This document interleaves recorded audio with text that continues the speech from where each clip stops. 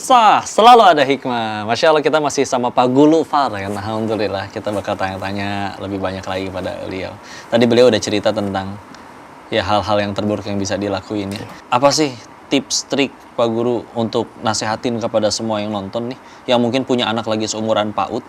Apa yang paling penting harus diberikan kepada anak-anak ini supaya itu dia tadi mereka nggak gede aja malah jadi orang yang tidak kita harapkan ya, malah jadi jahat atau gimana? Satu tentunya perhatian daripada orang tua atau kesadaran bahwa anak itu amanah.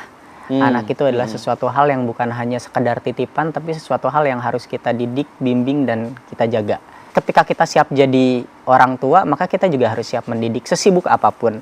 Jangan sampai sibuk kerja itu dinormalisasi untuk tidak ikut terlibat dalam pengasuhan. Iya. Apalagi sekarang teknologi semakin canggih, sejauh apapun kita kan bisa memberikan nasihat kan melalui daring, melalui bisa video call, betul. Yang penting anak-anak ngerasa bahwa dirinya dibimbing, dirinya dibersamai, betul. Dan dirinya diberikan pembelajaran yang sifatnya diskusi. Anak-anak tahu sebab dan akibat, bukan hanya pembelajaran yang hanya di drilling. Anak-anak nggak boleh ini, nggak boleh, tanpa tahu sebab dan akibatnya. Nah itu, jadi ya salah satu upaya saya gitu hadir dalam pendidikan anak usia dini. Rasanya saya nggak adil gitu kalau pendidikan anak usia dini gurunya cuma perempuan, maka nggak ada kiblat bagi anak laki-laki.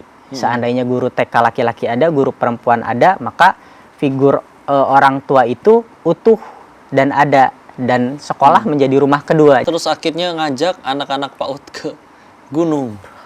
Gimana itu tantangan yang ngajak mereka? Iya, satu kok. Jadi saya pengen hidup di pendidikan anak usia dini itu bukan sekadar hidup ya, tapi juga menghidupkan PAUD dengan cara saya sendiri. Dengan guru TK laki-laki itu punya ide loh, apalagi kalau ada guru TK laki-laki, ada guru TK perempuan berkolaborasi.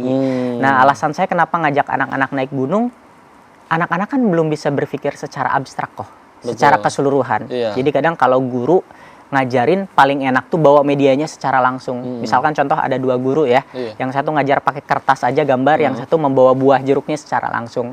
Maka yang akan efisien adalah guru yang membawa jeruk secara langsung. Anak tahu rasa, bentuk, warna, dan lain-lain. Jadi udah jawabannya. Nah kalau yang pakai kertas cuma dapat warna sama bentuk mungkin.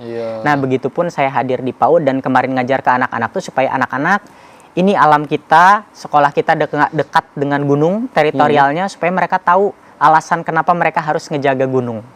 Iya, belajar flora fauna juga secara langsung gitu. Iya, Masya Allah.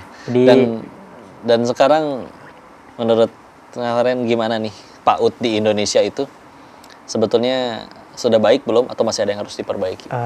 Tentunya ada sisi-sisi hal yang memang sudah baik, ada juga yang harus diperbaiki. Intinya sih kalau saya sendiri sebagai pendidik PAUD ya selalu mendukung sebetulnya program terkait pengembangan kurikulum di pendidikan anak usia dini yang baik, tapi tolong libatkan berbagai macam elemen pendidikan, karena kita tahu bahwa pendidikan tuh ruang lingkupnya tuh bukan cuma sekedar sekolah dan rumah, masyarakat juga terlibat. Jadi kalau terkait kurikulum, saya sebetulnya selalu mendukung selama atas dasar kemajuan anak-anak, tapi juga harus selalu diperbarui, juga harus disesuaikan dengan kondisi sekitar. Itu sih kalau terkait kurikulum. Masya Allah. Kalau terakhir pengen minta Pak Guru nih untuk kasih pesan kepada anak-anak yang mungkin menonton, dan juga satu lagi pesan kepada semua yang mengajar, jadi untuk muridnya dan untuk gurunya. Ya. Untuk muridnya, halo anak-anak, jadilah anak yang hebat, jadilah anak yang kuat dengan cara kita sendiri, karena anak-anak adalah calon penerus dari Pak Faren, dari orang tua di masa yang akan datang. Terus pesan untuk teman-teman bahwa pendidikan anak usia dini harus utuh. Pendidikan anak usia dini figurnya itu harus lengkap dalam figur orang tua, supaya adil. Laki-laki ada kiblatnya, perempuan ada kiblatnya, dan ketika orang tua itu utuh, maka anak-anak akan mendapatkan banyak referensi belajar, banyak referensi keilmuan, pendidikan karakter yang didapatkan dari sekolah. Secara tidak langsung, sekolah adalah rumah kedua, guru adalah orang tua kedua, dengan harapan juga rumah pertamanya adalah rumah terbaik. Sekolah minimal selalu dapat menjadi tempat mereka untuk mendukung tumbuh sesuai dengan apa yang mereka butuhkan. Satu lagi yang kurang, untuk orang tuanya juga. Untuk orang tua, intinya dukung anak-anaknya, support, percaya bahwa setiap anak memiliki keunikan, setiap anak memiliki startnya yang berbeda-beda. Iya. Seringkali orang tua ngerasa anaknya tuh terlambat atau anaknya tuh kalah nggak dengan yang kayak lain. kakaknya. Pokoknya sabar aja Bu, pendidikan masih panjang, waktu masih lama untuk anak-anak belajar. Yang paling penting adalah dengarkan, berada di sampingnya, bimbing, dan support terus apa yang anak-anak butuhkan. Jadilah orang tua yang hebat, bukan hanya sekedar memberikan kata-kata, tapi juga menjadi suri tauladan dan contoh secara nyata. Masya Allah. Makasih banyak Pak Guru. Alhamdulillah. Sama-sama. Ingat sekali pilar utama pendidikan di dalam Islam itu ada dua. Satu adalah doa, dua keteladanan.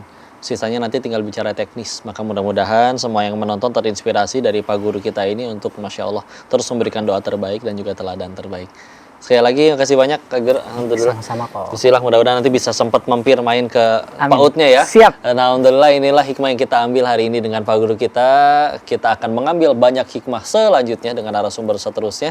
Maka jangan kemana-mana, semua itu hanya ada di Selalu Ada Hikmah. Sampai jumpa di episode selanjutnya.